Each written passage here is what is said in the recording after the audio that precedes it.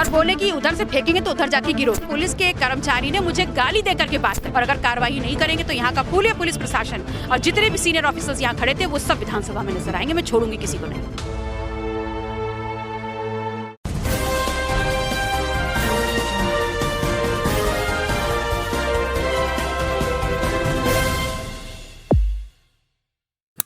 वाराणसी हेमंत पटेल हत्याकांड को लेकर अपना दल कमेरावादी का प्रदर्शन। विधायक पल्लवी पटेल और पुलिस कर्मियों के बीच नोकझोंक। पीएम के जनसंपर्क कार्यालय जाने को लेकर बढ़ा तनाव। पुलिस बैरिकेडिंग पर चढ़ी विधायक पल्लवी पटेल। पुलिस कर्मियों पर गाली गलौज का आरोप लगाया। गाली देने वाले पुलिस कर्मी को बर्खास्त करने की मांग। विधायक ने खुद के साथ दुर्व्यवहार का मामला विधानसभा में उठाने का ऐलान। छात्र हेमंत पटेल की हत्या को लेकर हो रहा था प्रदर्शन। तो न्याय दिलाने के लिए आप बैरिकेडिंग पर चढ़ी, काफी भावुक नजर आ रही थी, क्या हुआ था? नहीं देखिए, इस प्रदेश की जनता ने मेरी जो भूमिका तय करी, मेरी भूमिका तय है यहाँ पर विपक्ष में खड़े होने की।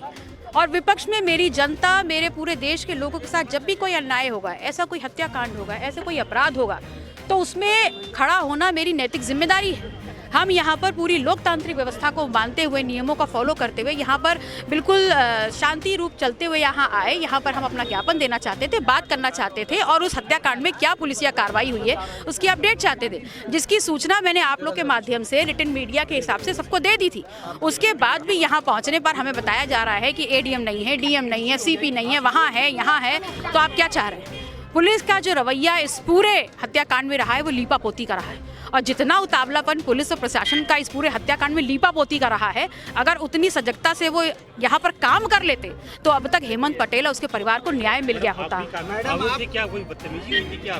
देखिए, हम यहाँ पर 1.5 घंटा बैठे आराम से। हमको बोला गया कि अभी आपने जो बात की हम उस पर आपको बता रहे हैं अपडेट। स्वयं एडीएम ने मुझसे बात की तो हमने कहा ठीक है, हम शांतिपूर्ण तरीके से यहाँ इंतजार करते हैं। हमको बैठने का कोई स्थान नहीं दिया गया। मैं भी एक जनप्रतिनिधि हूँ, तो एक जनप्रतिनिधि के साथ अगर ये चीज़ हो रही है तो आप सोचिए जनता का इस सरकार में क्या हाल है।